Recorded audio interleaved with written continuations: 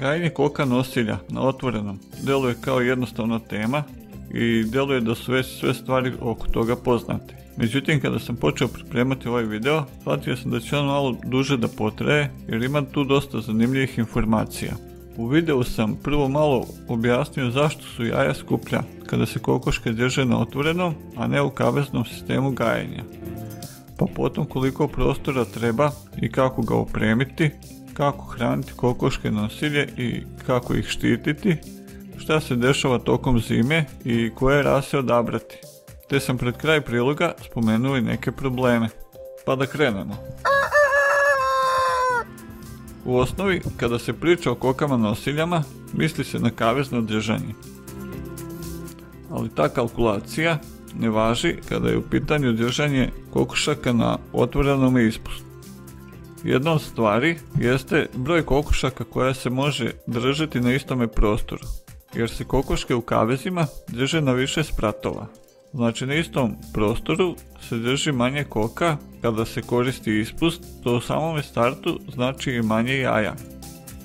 Druga stvar u računici jeste količina hrane, jer kad su slobodne i mogu slobodno da se kreću, one troše više hrane nego kokoške nosilje koje se drže u kavezima.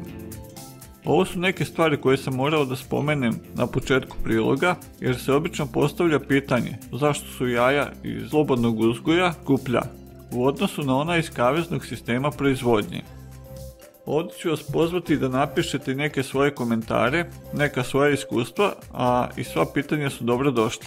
Sad kad sam spomenuo neke stvari oko kalkulacija, da pređemo na računanje koliko treba prostora.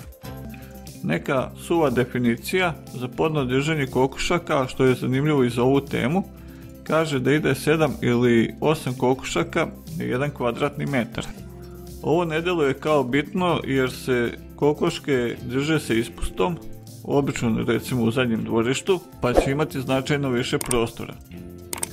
Međutim, treba ipak imati u vidu ove brojeve, jer kad dođe zima i ako bude hladnije, ne valja kada je prevelika gužva u kokošincu, jer dolazi do značajnog pada nosivosti zbog nervoze, a i ptice mogu da se povrede. Ja sam Nikola Vejn, a ovo je kanal Poljoinfo foruma. Pretpostavka je da će deo prostora biti zatvoren i to se naziva kokošinjac, a deo otvorenog prostora se najčešće naziva ispust. Opremanje prostora je bitno, isto koliko i veličina prostora. Ako bi se kao primjer uzelo 100 kokošaka, za njih bi trebalo da se obezbedi bar 10 gnezda, koja bi nosila jaja. Uz to bi trebalo da se obezbedi najmanje 5 pipa ako se koriste automatske pojilice ili bar 3 posude za vodu ako im se tako daje voda. Hrana bi trebala da se daje iz najmanje 3 hranilice, sa tim da se može očekivati da će biti i manjeg rasipanja hrane. Sljedeća stvar koja bi trebala da im se obezbedi u tom njihovom prostoru jesu lestve, odnosno sedalo od letvi. Kako u kokošincu, tako bi to dobro došlo i na otvorenom prostoru. Tu je još jedna od korisnijih stvari koja bi trebala da bude postavljena, to je posuda ili neki bazen da ga nazovem sa peskom u kome bi kokoške mogle da obavljaju suvo kupanje. Posebna je priča zeleni pokrivač, to jeste trava na otvorenom prostoru gdje koke borave, jer ga je nemoguće očuvati. Obično ljudi kada razmišljaju o zasnivanju kokošinca na otvorenom prostoru, očekuju da će trava biti zelena tu gdje su kokoške. Međutim, pored toga što se kokoške hrane travom, poseban problem predstavlja i njihov izmet koji sprečava nicanje nove trave. Za one koji baš žele da tu bude deo sa travnjakom, treba smisliti i obezbediti na neki način rotaciju tog prostora, da se zelena površina može obnoviti dok su kokoške prebačene na novu parcelu. Ukratko rečeno, hrana za kokoške nosilje treba da bude kvalitetna sa dovoljnom količinom svih hranljivih materija. U osnovi su prisutne dve opcije koje ću više puta spominjati u ovom videu, a prva je da li se jaja proizvode za prodaju, a druga opcija je ukoliko se jaja proizvode samo za potrebe domaćinstva. U prvom slučaju ide kupovina koncentrovane hrane koja sadrži sve potrebne materijale. U ovom slučaju treba obratiti pažnju da se često ne menja vrsta koncentrata ili njegov proizvođač, jer će to utjecati na smanjenje nosivosti, jer te promjene izazivaju nervozu kod kokošaka.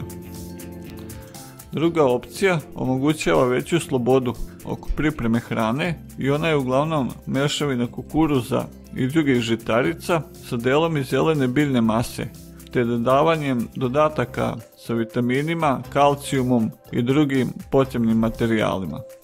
Sam kvalitet hrane u mnogome utiče na to kolika će biti nosivost kokošaka nosilja. Znam da ima odgajivača kojima je veoma bitno da kokoške hrane organskim materijalima da bi dobili organska jaja, međutim na taj način se smanjuje nosivost. Znači nema nekog univerzalnog odgovora kako da se hrana kokoškama nosiljama na otvorenom, već i na svakome da tu ishranu prilagodi prema onome što očekuje i želi od svog jata kokošaka nosilja. Da bi zaštitili naše koke nosilje, prvi korak je da se ogradi prostor, gdje borave preko dana. Ovo deluje očigledno, ali treba napomenuti da ta ograda treba da bude kvalitetna i dobro postavljena, te je treba povremeno provjeravati da nije došlo do nekih problema. Druga bitna stavka je da bi kokoške trebalo preko noći zatvarati u kokošinjac. Ukoliko je mogući prostor na otvorenom, trebalo bi prekriti sa nečim, sa nekom žicom, nekim krovom ili sa mrežom za zasadu. A prostor sa spoljne strane ograde trebalo bi da je čist bar nekoliko metara, da se predatori ne bi mogli nesmetano približavati.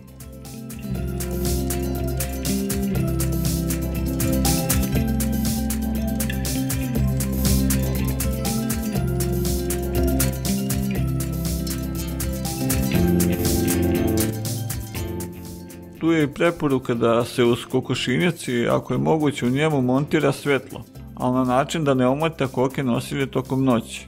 Napolju bi bila dobra opcija da se stavi svjetlo koje se pali sa senzorima pokreta. Period tokom zime može biti problem jer dolazi do smanjene nosivosti.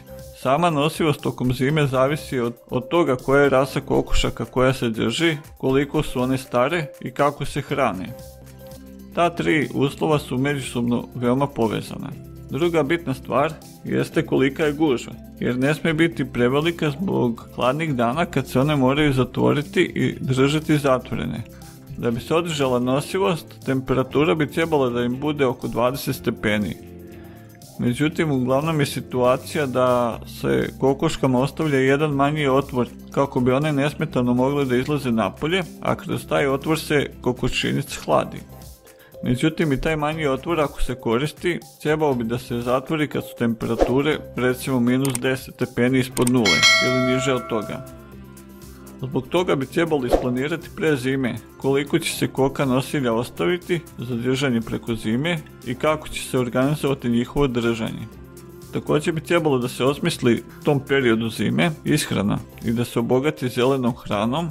To mogu najčešće biti ostaci kupusa i slične stvari, te bi bilo dobro da se to nekako okači da visi, a ne da im se baca na pod, jer ga kokoške brzo izgaze i ne žele jesti tu zelenu masu. Na kraju moram spomenuti vodu koja bi trebala biti dostupna sveža i trebalo bi razmisliti kako da se spreči njeno smrzavanje ili ih češće obilaziti i nositi sveže vode.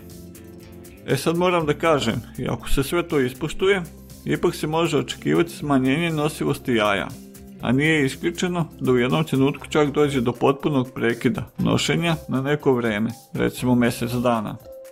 Kada se priča o tome koje rase kokošaka odabrati za dvorište, tu postoje dve opcije. Prva je opcija redovne koke nosilje, a druga opcija jeste da se kupi čista rasa koja ima dobre osobine nošenja jaja. Kupovina koka nosilja koje su se držale u slobodnom prostoru radi proizvodnje jaja se ređe radi. One se uglavnom drže u kaveznom sistemu gajenja, međutim za otvoreni sistem je popularna kupovina takozvanih iznošenih kokošaka nosilja koje su u kavezima držane jednu sezonu. One se nakon te jedne sezone prodaju da bi se zamenile sa mlađim pticama. Takve kokoške, iznošene koke nosilje, se nakon kupovine moraju pustiti da se odmore i da odrade mitarenje, to je zamenu perja, nakon čega će ponovo da pronesu jaja u većem obimu. Oko ovoga se iskustva razlikuju, ovo što sam sad rekao je okvirno i neke stvari se mogu naučiti samo kroz praksu. Druga opcija, kada je u pitanju kupovina kokošaka, jeste kokoške u čistoj rasi. Tu je prva opcija da se drže kokoške koje imaju dobru nosivost, a druga opcija jeste da se drže kombinovane rase koje imaju uravnoteženu proizvodnju mesa i jaja. Kada je u pitanju proizvodnje jaja, prva rasa kokošaka koju ću ja spomenuti jeste Leghorn sa nekih 220 jaja godišnje. Druga koju treba spomenuti jeste Italijanka, za koju se navodi da nosi oko 210 jaja godišnje. Potom sljedeća rasa jeste Minorka, koja može da snese oko 180 jaja za godinu dana. Četvrta koja se navodi na nekim preporukama jeste rasa kokošaka New Hampshire, kao kokoška koja može da nosi od 180 do 200 jaja za godinu dana. I peta rasa u ovoj grupi jeste Australor sa prosjekom od nekih 170 jaja za godinu dana. Ovo sve treba uzeti okvirno jer ima tu još nekoliko rasa koje bi isto mogli da se dodaju na ovaj spisak, ali ja sam u ovome prilogu naveo samo ovih 5. Kada sam ih naveo kao dobre koke nosilje, nisam mislio da će se dobiti malo mesa od njih. One su sasvim solidne težine, ali su odgajivači radili selekciju pre svega na broj jaja. Kada su u pitanju rase kombinovanih svojstava, tu ću prvo spomenuti somborsku kaporku i kao drugu rasu banatskog ološijana. Jer su to dve rase iz Srbije i ova klima im odgovara da bi ostvarili neki svoj maksimum i u količini mesa i broju jaja. Kombinovane rase obično nose oko 140 do 150 jaja za godinu dana. Od nekih tih kombinovanih rasa na svjetskom nivou je najpriznatija rasa kokošaka Sussex, mada na ovim prostorima ima malo lošiju reputaciju, dok u svijetu se navodi kao broj 1. Druga rasa koju treba spomenuti kao kombinovanu rasu kokošaka jeste Plymouth Rock. Treća rasa bi bila Orpington i na četvrtom mjestu po popularnosti se nalazi Brahma. Broj kombinovanih rasa koje su selektovane za proizvodnju mesa i jaja među popularnijima na svijetu sigurno je negdje oko 20-30 rasa kokošaka koje imaju sasvim solidnu i nosivost jaja i količinu mesa koja se dobija od njih. Ovdje ću oko ovih rasa kokošaka iskoristiti priliku da vas opet pozovem da napišete u komentarima neka svoja mišljenja i iskustva. Prilikom držanja koka nosilja na otvorenom, problem može biti strah, posebno preko noći, kada su one zatvorene u kokošinjac, jer je tada veća gužva na manjem prostoru i ukoliko ih nešto uplaši dolazi do panike i one počinju panično da se naguravaju na gomile, obično po ćoškovima. I tokom toga može da dođe do povređivanja, pa čak i od toga da neka od njih ugine. Ovo se odnosi posebno na situacije kada se drži više ptica. Tu je još i dodatni problem prilikom držanja na otvorenom, a to je da će određeni broj jaja biti uprljan blatom, što zahtjeva dodatno angažovanje da se ona očiste nakon sakupljanja. Do ovoga dolazi tako što se u gnezdo gdje je jedna kokoška već snela jaje, ulazi sljedeća koka sa prljavim nogama i zaprlja to prvo jaje. Ovo na prvi pogled možda i ne deluje kao neki veliki problem, međutim ukoliko držite 100 kokošaka i prodajete jaja, možete računati da ćete provesti određeno vrijeme da ta jaja očistite i spremite za prodaju.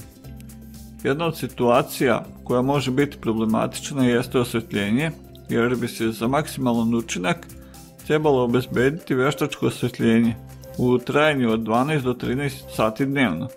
Znači ona ne treba da radi dok je dostupna dnevna svjetlost, međutim kada pre početka i nakon završetka dnevne svjetlosti potrebno je da se upali veštačko svjetlo. Ovo sa svjetlom treba da se shvati ozbiljno i ako može najbolje je namjestiti da se automatski pali i gasi sijalica. Ovdje ću ja da spomenem i problem količine hrane, jer ne valja da im se daje premalo, ali također nije dobro ni ako im se daje prevelika količina hrane.